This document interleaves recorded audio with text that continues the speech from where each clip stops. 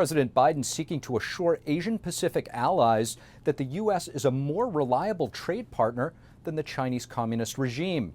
Joining us now live is NTD's White House correspondent Iris Tao, who's at the APEC summit in San Francisco.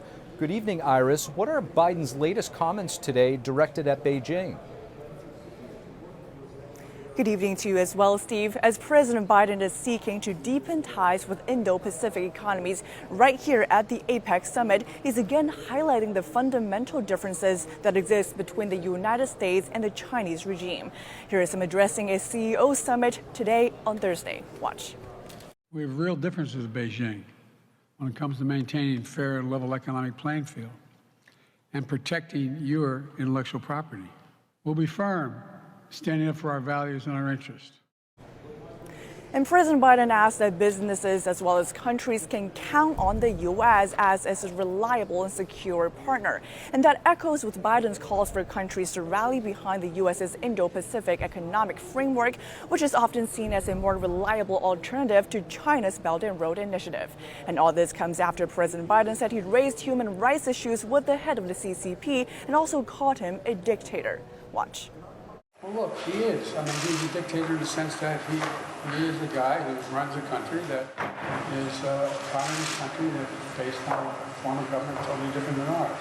And here in San Francisco, where the APEC summit is taking place, groups that are persecuted in China by the Chinese Communist regime, including practitioners of the meditation practice Falun Gong, told us that they have this message for the Biden administration. Watch. You know, taking innocent people, putting them in labor camps, and torturing them for their beliefs. We can't stand for this, and the Biden administration should take action and speak strongly about this. The group's peaceful demonstrations are expected to last until the end of this summit. Back to you. Iris Tao reporting from San Francisco. Thank you, Iris.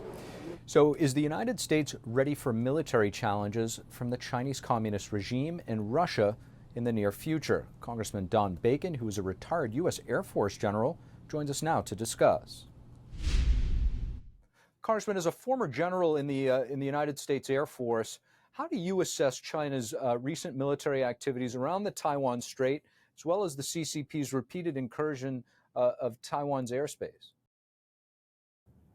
They're trying to intimidate Taiwan. I think they're also trying to set the conditions that the Taiwanese will see this every day, and it will lower their sensitivities to it.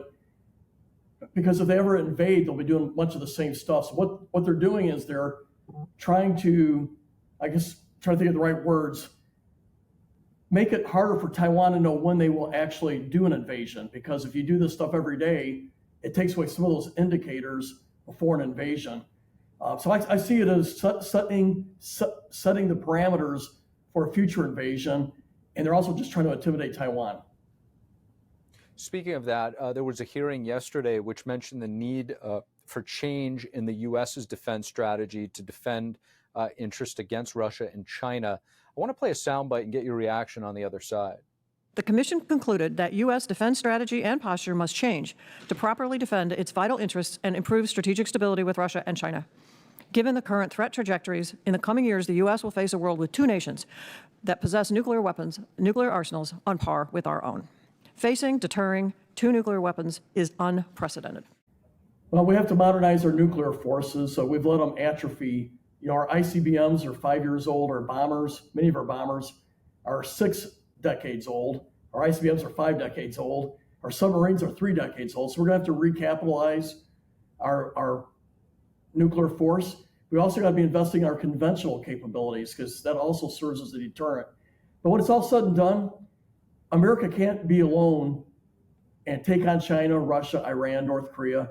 We're going to have to build up our alliances as well. Having a strong NATO, having strong ties with Japan and Australia and other countries in the Asia theater, allies in the Middle East, that's what it's going to take to stand up against these authoritarian regimes who do not share our values. So we need to have a strong nuclear deterrent, strong conventional deterrent, and we need to build up our allies. Excellent points. I also want to get your thoughts. Yesterday, President Biden meeting with the head of the CCP, Xi Jinping. I want to get your thoughts on that meeting. That meeting.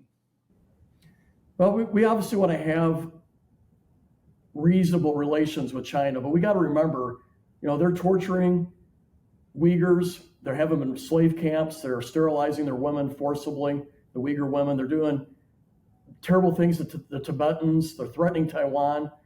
So we got to remember they're not a state that shares our values, and we need to be clear about that with them and the world.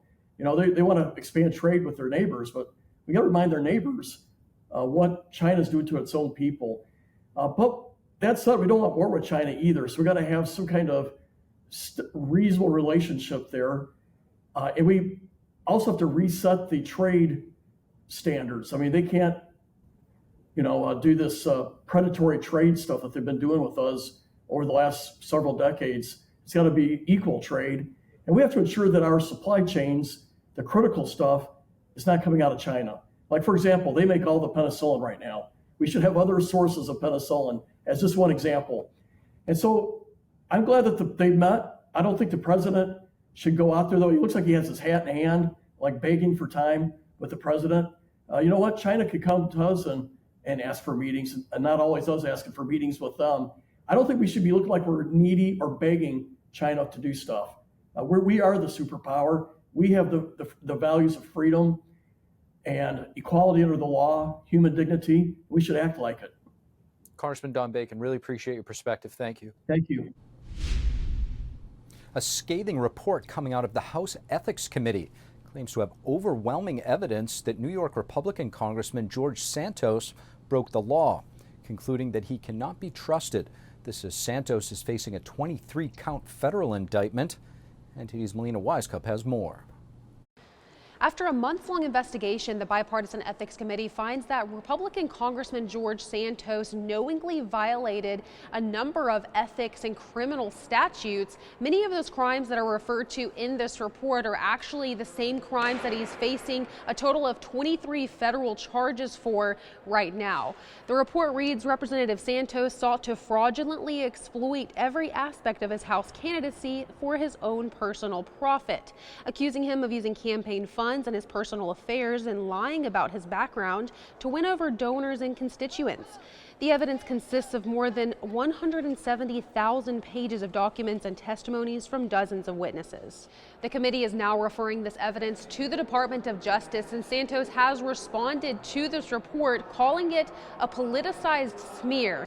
He also says he's committed to finishing out this term, but he will not run for re-election next term. Meanwhile, some of his House colleagues, even Republicans, are eager to boot him out. Many Republicans are calling on him to resign, and there is an effort underway right now to hold another expulsion vote to get him out of Congress. They did try to do this in the past in the House of Representatives. However, there were some Republicans who protected him from being expelled on the grounds that this report had not yet been released. Now that it has been released, we'll see if this next vote of expulsion turns out any differently. That vote could happen as soon as the House returns from their Thanksgiving break.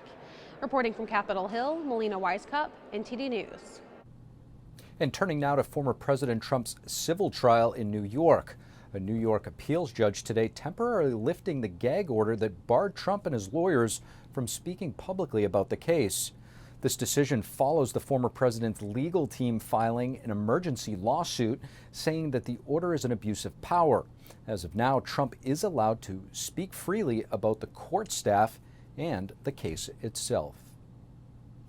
Congress has once again avoided a government shutdown. For now, a temporary government funding bill keeps the lights on until mid-January, setting up Congress for another budget showdown right into the new year.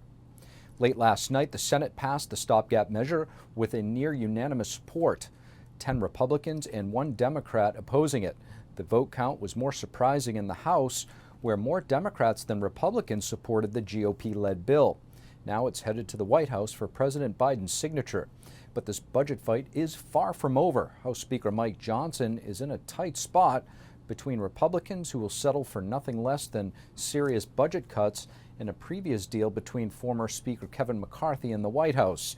It remains to be seen how the new conservative speaker will handle the reality of a divided Congress and a fierce GOP caucus ready to risk it all to keep secure deep cuts.